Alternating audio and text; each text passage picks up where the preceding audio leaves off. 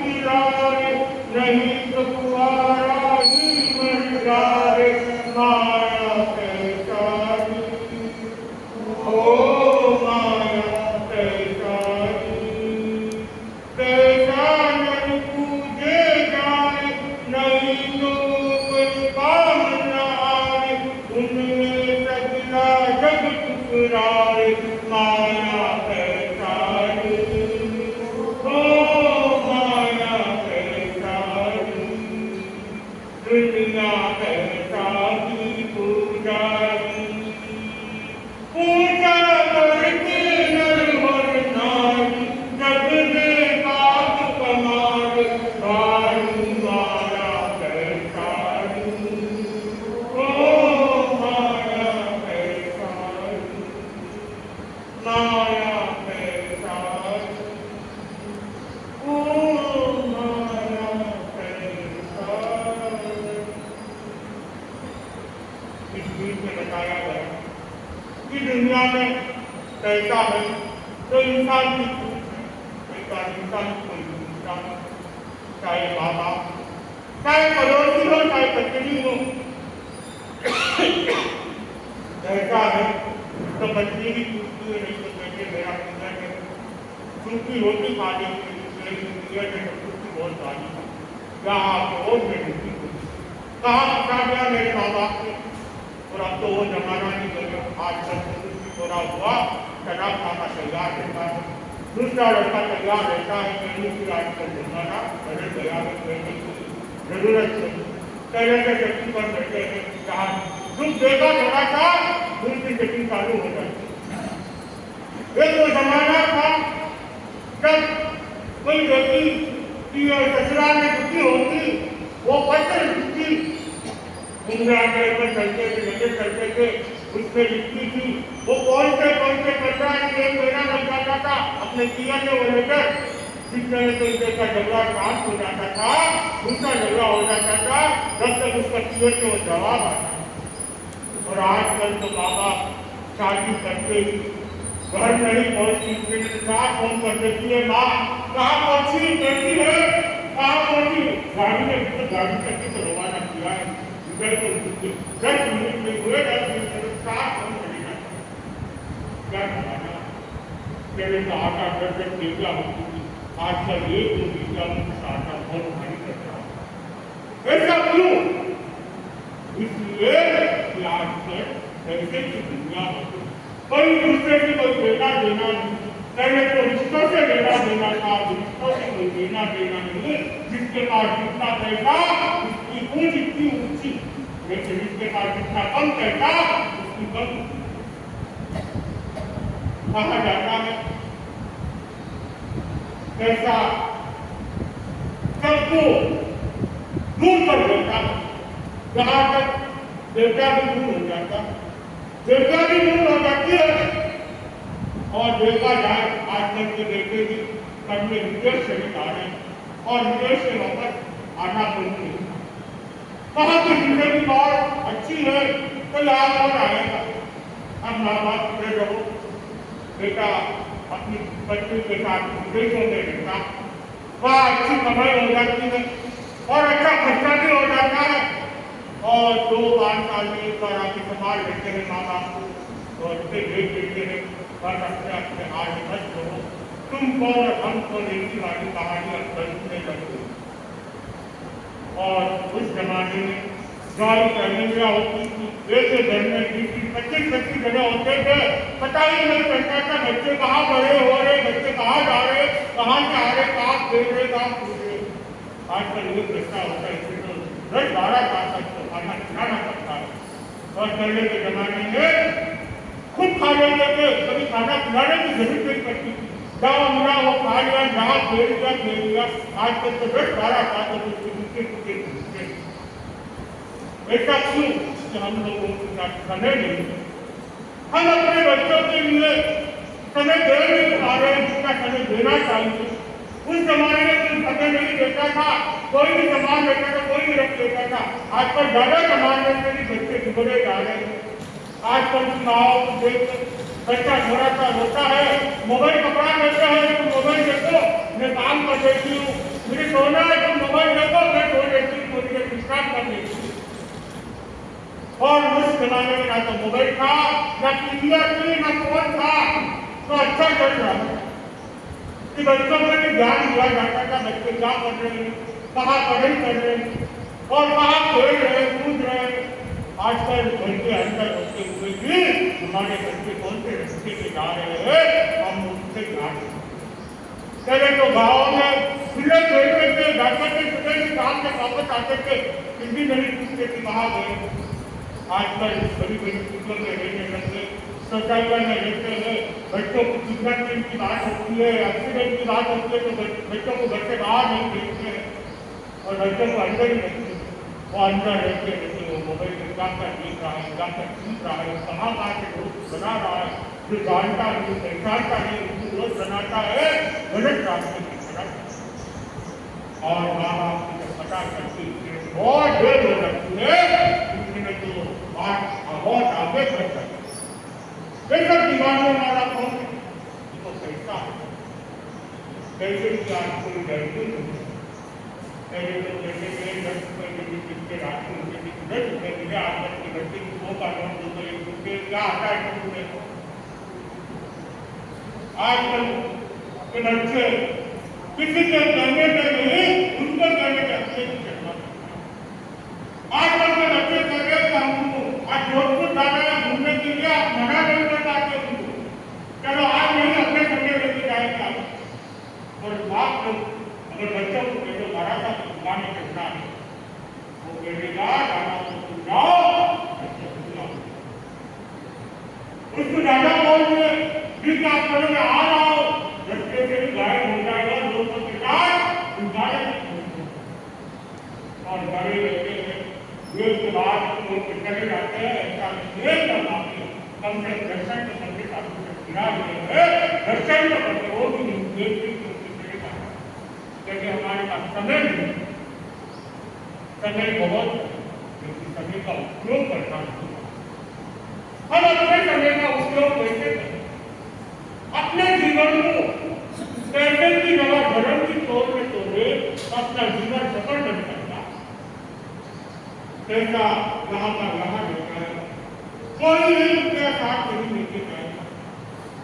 अभी कुछ दिन पहले मैं एक दिन का चर्चा का आप लोगों ने टीवी में देखी है, सुनी है कि 240 लोग 243 लोग जितने भी थे सबसे पहले सफल कर सकते, कोई नहीं बेटा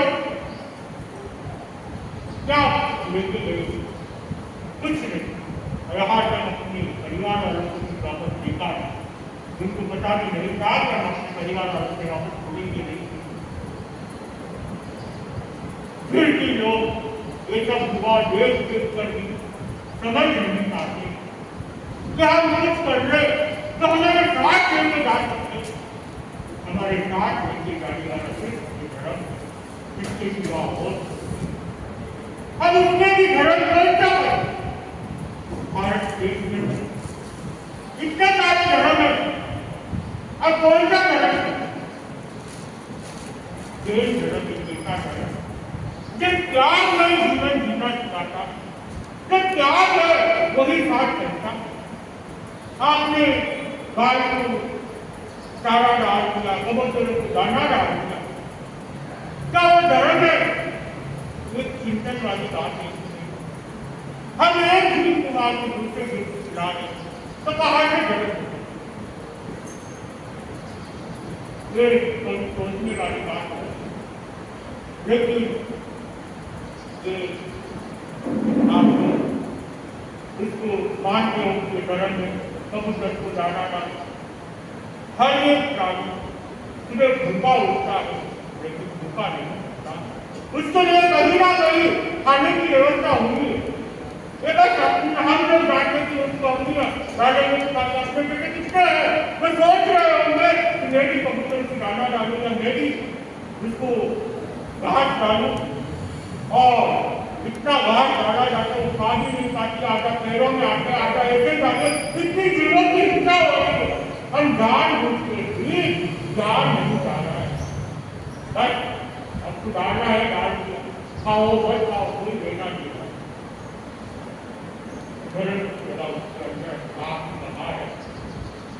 दूसरी को भी थोड़ा सा प्यार होना, धर्म के नाम मंदिर जाके मंदिरों में दान पेटियों में रुपया डालते, आपको पता है वो उनसे किस काम के लिए जा रहे हैं? क्या मंदिर के काम के लिए जा रहे हैं, मूर्तियों के काम के लिए जा रहे हैं? नहीं तो पंडित उस पैसे का क्या उपयोग करता होगा, ये किसी को पता नहीं। जब उस मंदिर में कोई काम चल रहा, फिर वो पैसे आपने डाले, उस पैसे से वो एक पत्थर रहा लगेगा, जब तक वो पत्थर रहेगा उसका पाप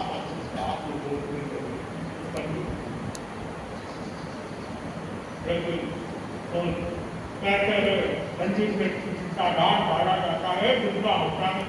मैंने कॉलेज में गई दारोटा ने किसी को देखा था, उसने किसी ने कह दिया उसको कि जितना मंदिर में चढ़ाओगे दुर्गा होगा, उसने चढ़ाते 2 लाख में चढ़ा दिए, दुर्गा तो हुआ नहीं, काजों की धमा के गए। अगर ऐसा दूसरा होता, किसी को कमाने की जरूरत नहीं, तब मंदिरों में रह जाते, अपनी धन दौलत लेके वही रह जाते, वही डालते रहते कि हमारा दूसरा होगा, दूसरा होगा। अगर ऐसा दूसरा होता तो हमें संसार में दौड़ भाव करने की सुबह से शाम तक पसीना निकालने की कहा जाती, खाली मंदिर में बैठे व्यक्ति दूसरा बैठे करने की बाकी अपनी पुण्याई होती है तो कहीं से भी आ जाता है, अपनी पुण्याई नहीं होती है तो भी करना चाहता है। अभी मैंने कहा था कि किसी कबूतर को या गाय हम लोग भी देंगे तो खाएंगे, ऐसा कुछ भी नहीं होता। एक छोटी सी घटना सुनाता हूँ। 2 व्यक्ति थे, 2 दोस्त थे। वो दोस्त आपस में बात कर रहे थे तो उनकी चर्चा करने लगी कि जो भी प्राणी है अपने से जीतेंगे, हम लोग उसे दाना देते हैं, घास डालते या चावल डालते, आटा डालते किसी मकोड़ी को, तो उसका जीवन चलता। एक दोस्त ने कहा ऐसा नहीं होता, सब अपनी अपनी किस्मत लेके आते हैं, जिसका 40 होता है वो उतना ही होता है, और जिसको जितना खाना मिलना होता है उतना ही मिलता है दाना करो। अब दोनों ने बात बढ़ने लगी, बकवास बढ़ने लगी, तो उसने कहा ठीक है तुम कहते हो तो मान लेते हो कि जानवर को जीवों को पाल सकता है, मैं तो मर जाता हूँ, कैसे मालूम? वो कहता ठीक है, देखो मैं फ्रांसिस का डब्बा देता हूँ, उसके अंदर एक टीवी को रख देता हूँ, अगर इस टीवी पर सुबह तक खाना नहीं देंगे तो ये मर जाएगा। वो कहता है ऐसा नहीं होता, इसका मामला कहीं ना कहीं से होगा तो उसके पास कौन सी जाएगा। वो कहता नहीं होता है, ये तो मर जाएगी। अब दोनों ने बातों में शर्त करता है, वो एक टीवी की छोटी गड्ढे में रख देता और गड्ढे में रखता है, माचिस का डब्बा बंद करता रहता और उसमें सिर्फ पर चावल का दाना था। जैसे माचिस का डब्बा बनता है वो चावल का दाना उस डब्बे के अंदर गिर जाता। अगले दिन इस माचिस के डब्बे को और सोचता है किसी तो मर गए। मैंने कहा था कि हम लोग उसको अन्न देंगे तो ही जीवित रहे, लेकिन दूसरा दोस्त कह रहा था अपने हाथ में कुछ नहीं, उसका आयुष जो होगा वही काम आएगा, इसको खाने की व्यवस्था नहीं न करते। जब वो डब्बा होता है बीवी की जिंदा थी तो चावल के दाने अब वो सोचने लगा चावल का दाना कहाँ से आया अंदर, ये दाना कहाँ से आया। अब वो सोचता ही नहीं गया कहाँ से आया, उसे भी पता नहीं। तब वो भी अपना कान पकड़ दिया, नहीं हमारे से भी चलती हुई क्या हम सोचते हैं हमारे से दुनिया चलती, हमारे से तब अपने कर्मों से तो हमें भी पैसे का अहंकार नहीं होना चाहिए, क्योंकि पैसा हाथ में वो बंद और हम किसी को पाल नहीं सकते, किसी को जीवन नहीं देते। अपना आयुष सब लेके आता है, अपना आयुष सब लेके जाता है। जितना आयुष होगा उतना ही जीवन का लाभ कोशिश करते और अनुभव करके उसके होने के बाद डॉक्टर ने उसे बचा नहीं पाता। वो पैसा कहा उनका अनुभव पर में पड़े हुए तो डॉक्टर ने उस पैसों को भी नहीं बचा, क्योंकि उसका आयुष इतना ही था। तो हम पैसे भी पीछे नहीं मांगते, पैसा आपके किस्मत में होगा तो आ जाएगा, नहीं होगा तो है जो करना चाहेगा अपने को धर्म के रूप में जीना चाहेगा। आचार्य प्रवचन के प्रकाश देते किसने उनसे सबसे पहले धर्म का चिंतन पहले एक सामाजिक करने चाहिए, उसके बाद दूसरा काम करना है। चलो सामाजिक नहीं होती है, वर्ष में एक लोकाल की माना होता है, उसके बाद हम अपना काम करें, कम से कम धर्म का चिंतन को साथ में करेगा, इसको पहले आगे का चिंतन हम बाद में और खाने का चिंतन काम के बाद जाएगा, उसे होना पड़ेगा जाकर और धर्म का चिंतन कोई बातेगा घंटों घंटों तक टाइम में ये व्यक्ति बच गया बता रहे देखो उसकी किस्मत कैसी थी। दरवाजा खुल गया और पीछे से किसी ने ठुक्का मारा, वो बच गया। बाकी सबके डर, क्योंकि उसका आयुष था, बाकी सबका आयुष आ चुका। इसीलिए कहते हैं कि हमने इस झंडोलत के पीछे नहीं दौड़ना चाहिए, हमें तो धर्म के पीछे दौड़ना और धर्म की क्या करें, कैसे करें, सोच समझ के करना चाहिए। लोगों की बातों में आके धर्म नहीं करना, क्योंकि वेद धर्म में कहा जाता है क्या भी धर्म, भगवान की आज्ञा ही धर्म है, बाकी कोई जहाँ आज्ञा नहीं वो धर्म नहीं, जहाँ त्याग नहीं वो धर्म नहीं। सनातनी धर्म में ना तो त्याग है, कि धर्म किस चीज का सिर्फ एक अचानक नहीं करते, ज्यादा पूछना वो आप लोगों का काम, हम मना भी नहीं करते, लेकिन सोच समझ के अपना काम करना, जहाँ की भक्ति जरूरत है वो भी जरूरत है, जरूरी है, और यहाँ पे अपना त्याग क्योंकि जब तक त्याग के साथ त्याग नहीं होता हमारा जीवन मनुष्य जीवन फिर इस मनुष्य जीवन में कमाया क्या हमने और आगे क्या करके जाएंगे।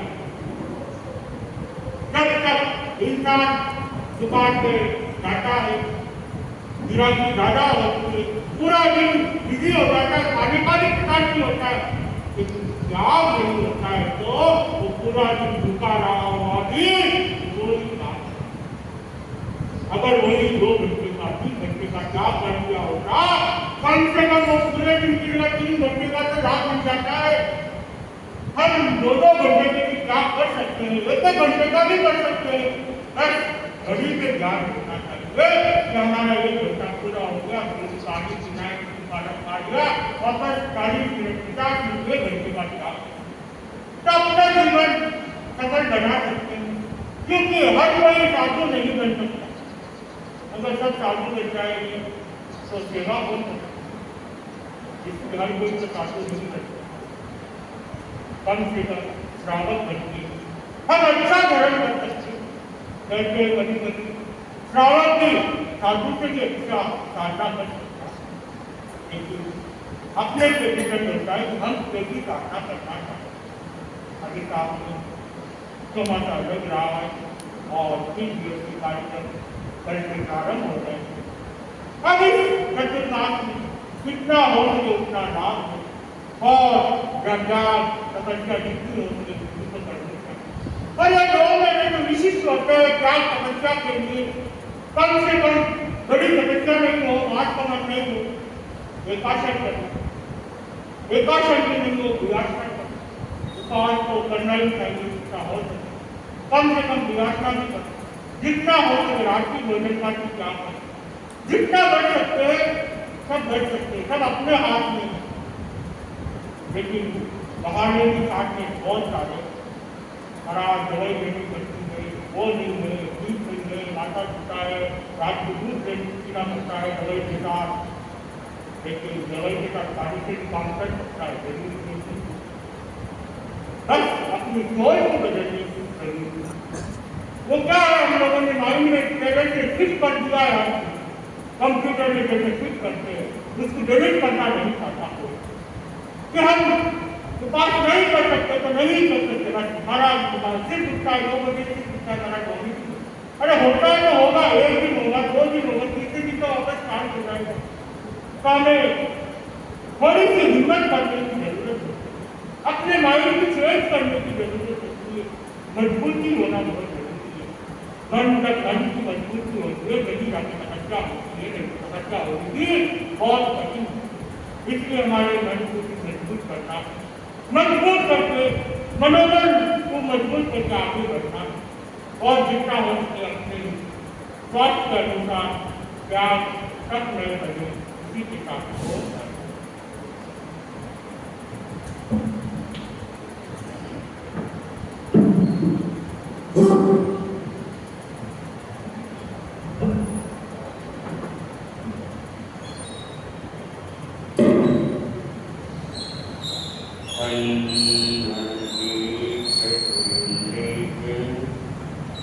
कौशिके पाद संस्कृति निर्विशेष मनस्काय श्री स्वामिने नमः। भगवान महावीर को सब वंदना। वीतरागता की महान साधक महातपस्वी युग प्रधान आचार्य श्री महासंत को सब वंदना। उपस्थित स्वागत करता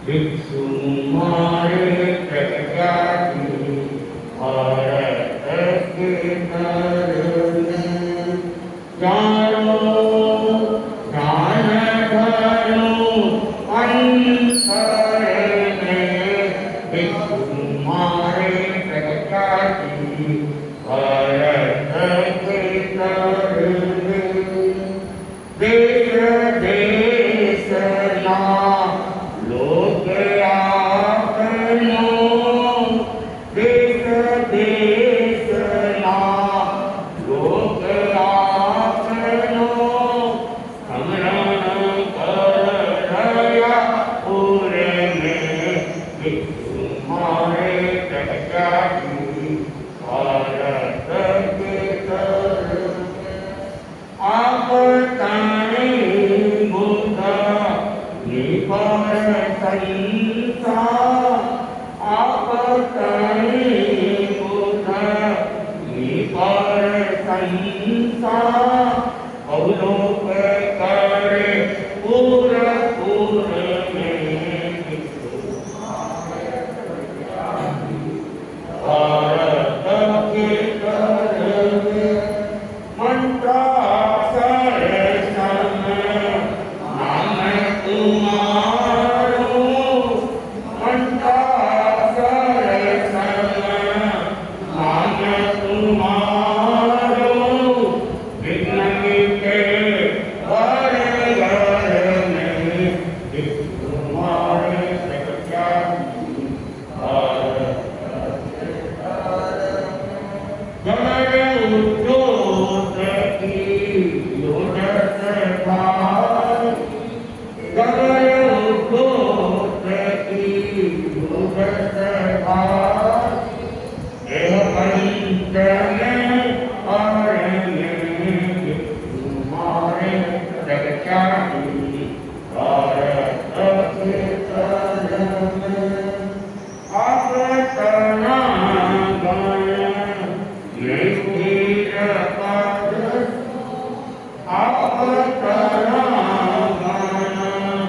निर्भीर पद तुम बसे वास अनर में तुम्हारे प्रज्ञाति भारत के तरने आप तना योग राजा आप तना योग राजा उभय भावे लोक मारने तुम्हारे प्रज्ञाति भारत के तरने संप्रदाय सांगन आयो संप्रदाय सांगन आयो आयोजनता मणि करने तुम्हारे प्रज्ञाति भारत के तरने आप आचार्य आओ करारी आप आचार्य आओ करारी कल्प वृक्ष बिना करने तुम्हारे प्रज्ञाति भारत के तरने देवया देवा दिया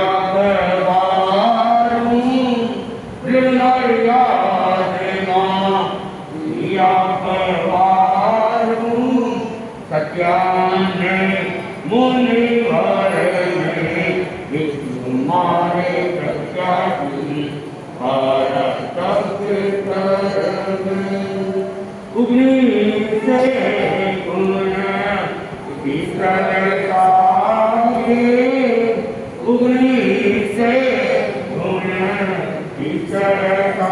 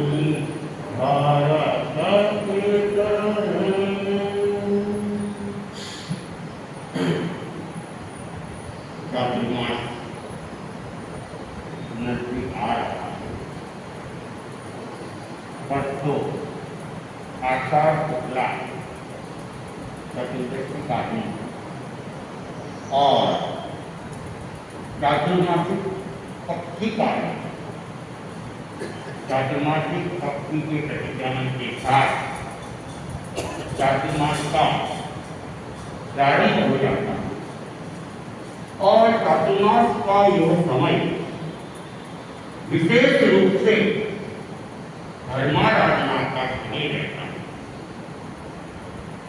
और अनेक अनेक परंपराएं अपने अपने ढंग से धर्माराधना करवाई जाती है। हमारे धर्म संघ में भी चातुर्मास के काल में विशेष रूप से आधुनिक प्रवचन दासाधिकार निरंतर विराजमान है और निरंतर ही प्रवचन होते हैं और इसके अतिरिक्त ज्ञान का विकास हो अनेक उपक्रम करते रहते हैं। साथ ही तपस्या का क्रम भी चलता रहता है, जप का क्रम भी चलता रहता है और विशेष रूप से चातुर्मास में पहले तो लगभग 4 महीना तपस्या की उपवास की पारी करती थी। 4 महीने घर घर में जप करता है।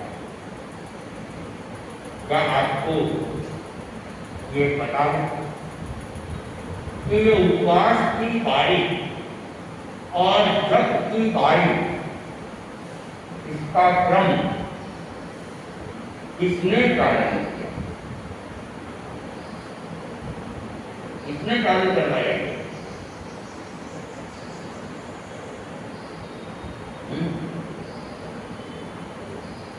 नहीं,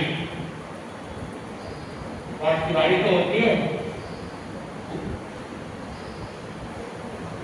इसका क्रम जहाँ तक सुना गया श्रीमद् दयाचार्य तेरापन धर्म संघ के चतुर्थ आचार्य उन्होंने घर घर में तप हो इसलिए उपवास की बारी, प्रकाशन की बारी इत्यादि का क्रम प्रारंभ किया।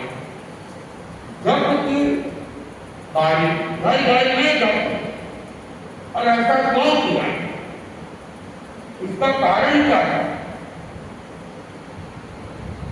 बजरंगी का तप भी होता है तो ये इन सब के पीछे कारण रहे। बजरंगी का तप 25 व्यक्ति मिलकर उस तपस्या को करते हैं। नवरंगी की तपस्या है तो लगभग 81 व्यक्ति मिलकर करते हैं। उससे भी आगे की तपस्या का क्रम रहता है। अभी कुछ वर्षों पूर्व अहमदाबाद के अंदर 16 रन की तपस्या हुई और संभव है उसके बाद में मुंबई में 21 रन की तपस्या संभव हुई। तो ऐसा क्यों कर रहा है? इसके पीछे कारण हम लोग अनेक बार सब मिलकर कर्मों का उपार्जन कर रहे हैं। व्यक्ति सब तो कर्मों का उपार्जन करते ही है, लेकिन सामूहिक रूप से भी कर्मों का उपार्जन कर रहे हैं।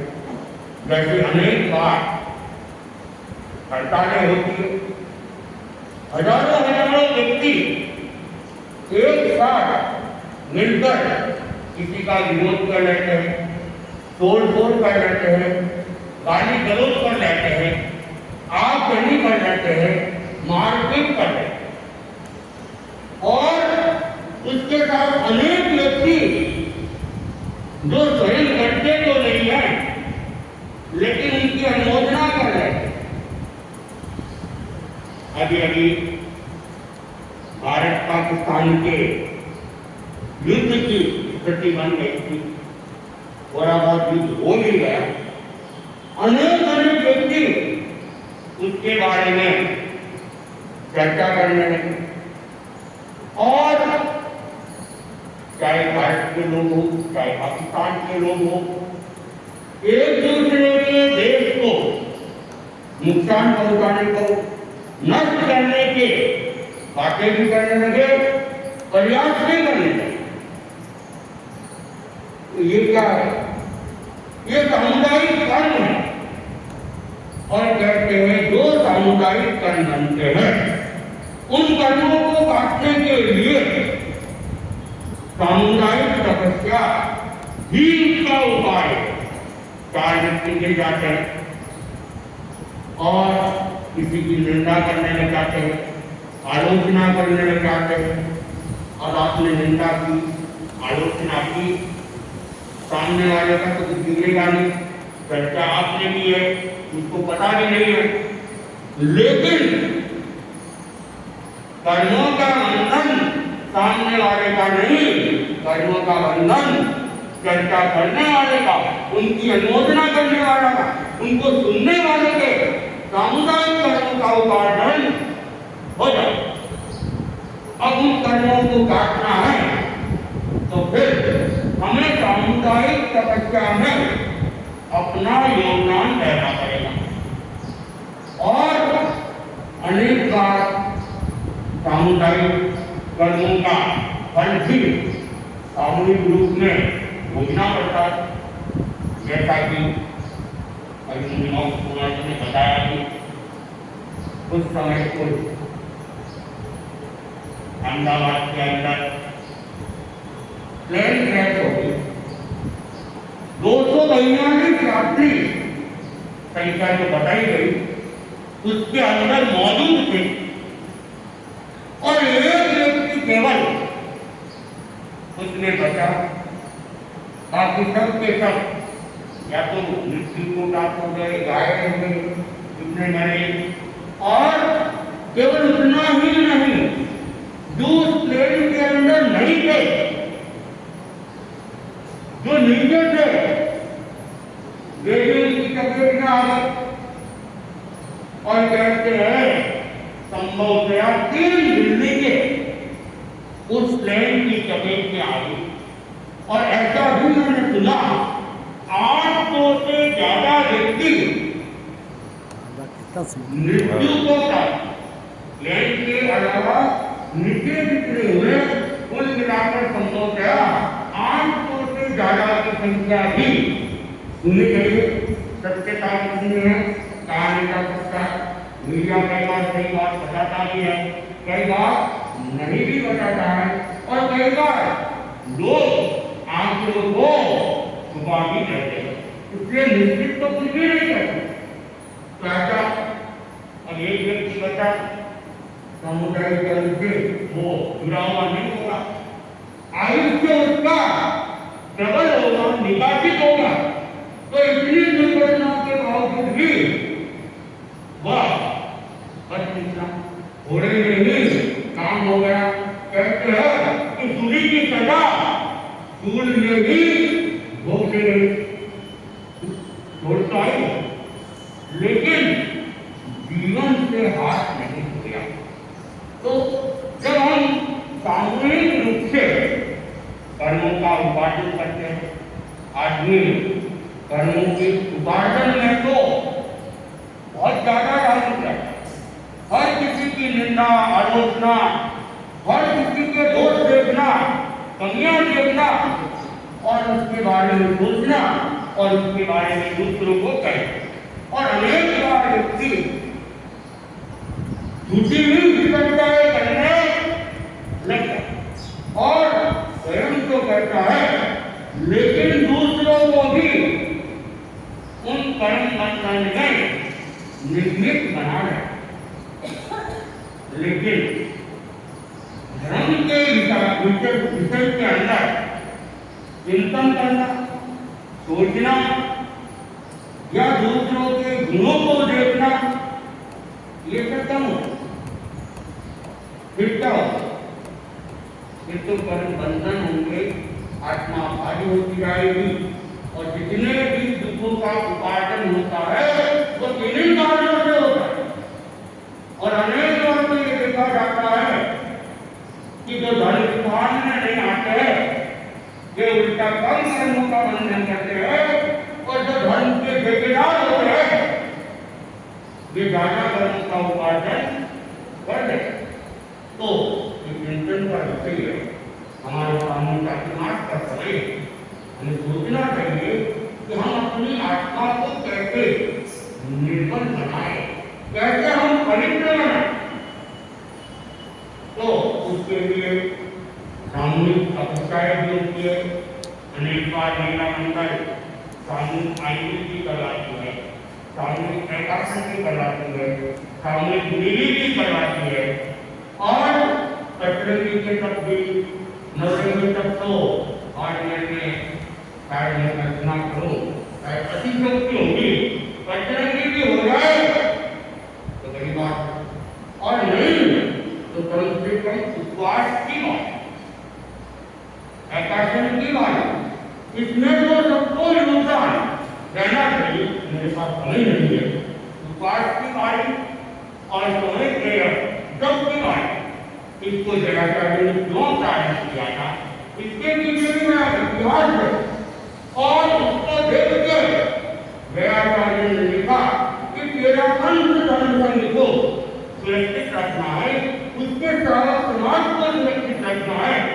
तो घर घर के अंदर उपवास हो, आईपी हो, एकादशी हो, उससे घर की भी सुरक्षा होती है, व्यक्ति की भी सुरक्षा होती है।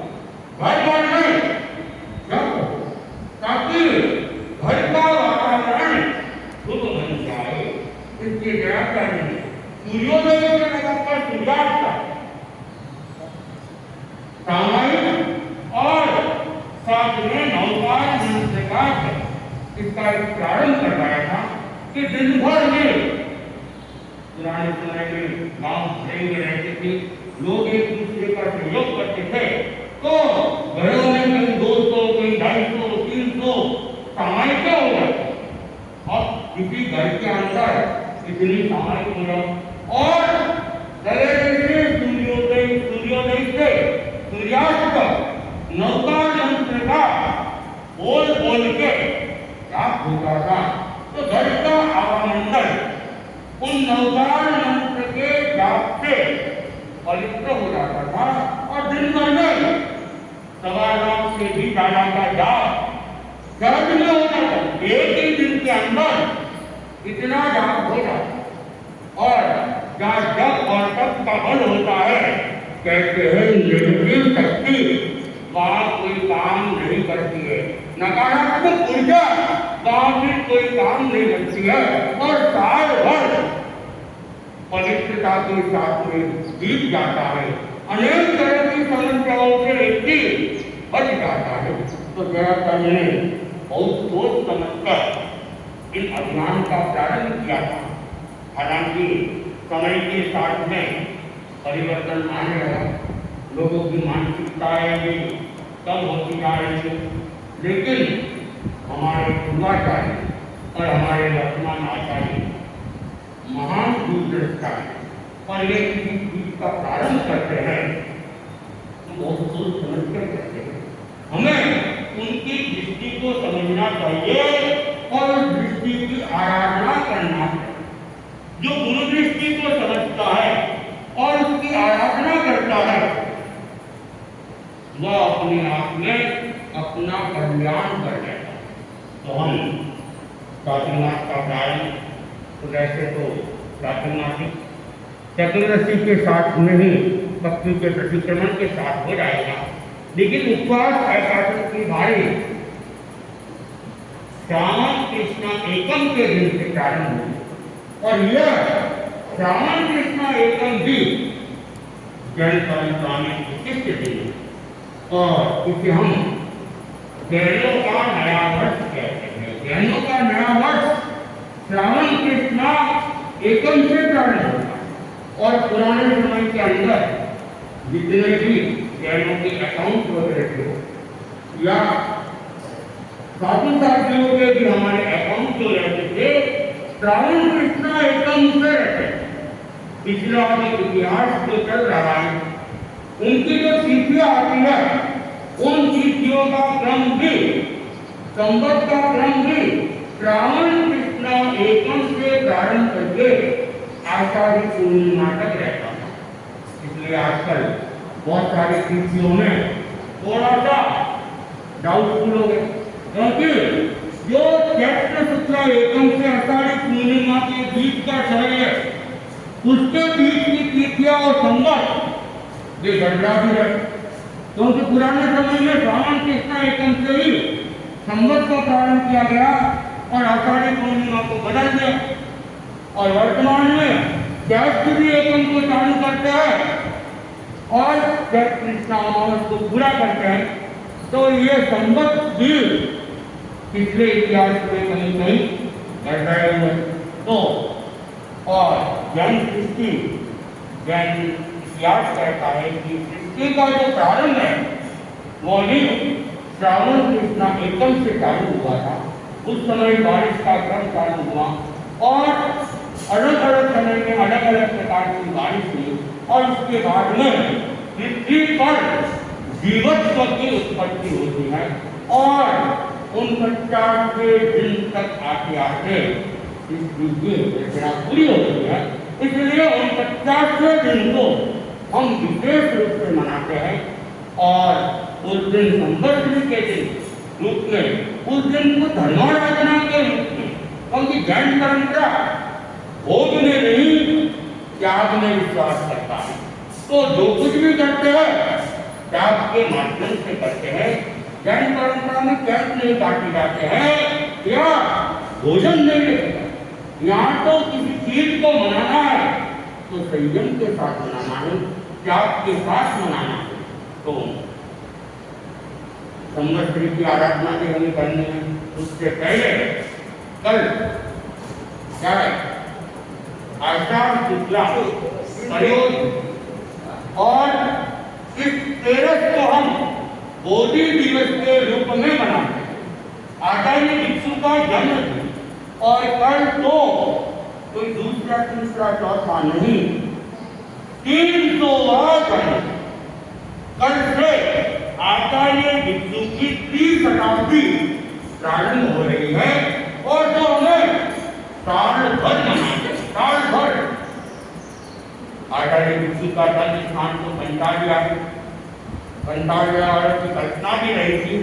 तो ये कहना चाहते कंटालिया वासी को मिले 300वां, लेकिन शायद उन लोगों ने देरी कर और देरी का परिणाम ये हुआ चातुर्मास और के बाद में जरा कि भगवान कहते हैं संयम भोजन समाज, तनाव मत करो, आलस्य मत करो और अति विश्वास में भी मत रहो।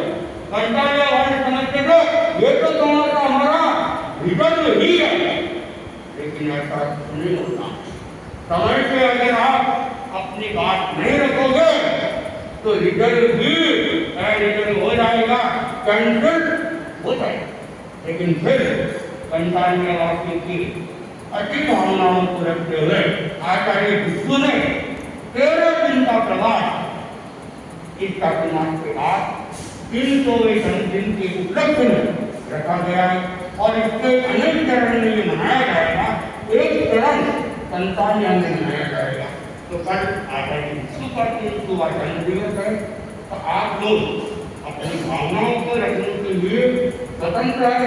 और कल का कार्यक्रम अभी 3 दिवसीय का कार्यक्रम है, वो कुछ लंबा भी चलेगा। 3 दिवसीय कार्यक्रम, उसके बाद तो हम निर्धारित समय के अंदर इसे पूरा करने का प्रयास करेंगे। और 3 दिवसीय कार्यक्रम के अंतर्गत आप चाहो तो कुछ बोलना चाहो बोल सकते हो, गीतिका प्रस्तुत करना चाहो गीतिका प्रस्तुत कर सकते हो। उसके बाद में कोई संगीत कार्यक्रम आ जाएगा, संगीत कार्यक्रम में हम आपको मना नहीं करेंगे बोलने का, बाकी प्रवचन का ही क्रम चलेगा। कोई भी सभा संस्था जितनी भी समिति हो, योग परिषद, महिला, उनको कोई प्रोग्राम करना है, हमारी मनाही नहीं, लेकिन प्रवचन का जो मूल समय है उसमें तो नहीं, हम अंत में 5, 10, 15 मिनट जैसा अनुकूल लगेगा हम दे देंगे, ताकि जो आधुनिक प्रवचन है उस पर ही हमारा ध्यान चलेगा। और तपस्या का स्वागत वगैरह जो भी है वो भी अंत में ही होगा। और बोलने वाले भी ध्यान रखिए, किसी के घर में कि अठाई हो महात्मा हो, 2 व्यक्ति अपनी प्रस्तुति रख लें, बाकी सभा संस्था जो भी है जो उनका स्वागत वगैरह करते हैं वो तो वहाँ से एक प्रस्तुति वहाँ से हो जाए। समय ज़्यादा हम कार्यक्रमों के अंदर नहीं बल्कि प्रवचन आगमवाणी को सुनने में और सामाजिक इत्यादि प्रवृत्ति में दिखाने का प्रयास करें। इस बात का विशेष रूप से ध्यान रखेंगे। और अभी मेरे पास हमें जैसे कब रहा है 3-4 मिनट दी है और उपवास की बारी मुझे इतनी है, हम लोग जरा पूरे लोग को मेरे पास आ भी नहीं रहा है, तो महिला मंडल भी प्रयास करे अपनी महिलाओं के माध्यम से और घर घर में जो जिस एरिया में रहते हैं उनको दायित्व दें और उनसे उपवास की बारी लिखवाने का प्रयास करें। साथ ही घर घर में नौकार मंत्र का जाप हो जाएगा। नौकार मंत्र का जाप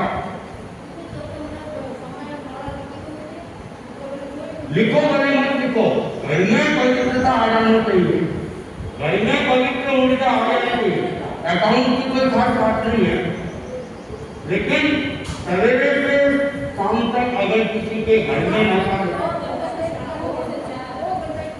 बस क्या होगा उसको? हाँ, 4 वर्ष से गुस्सा को खींचना है। हाँ,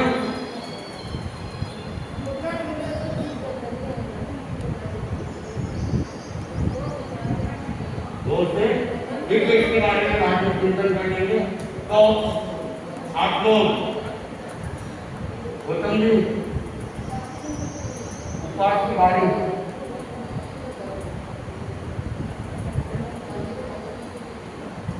भाइयों में नाम लिखा,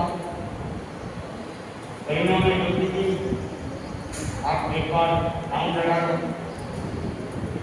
ये लोग क्या चाहिए सब व्यवस्था लिखा है।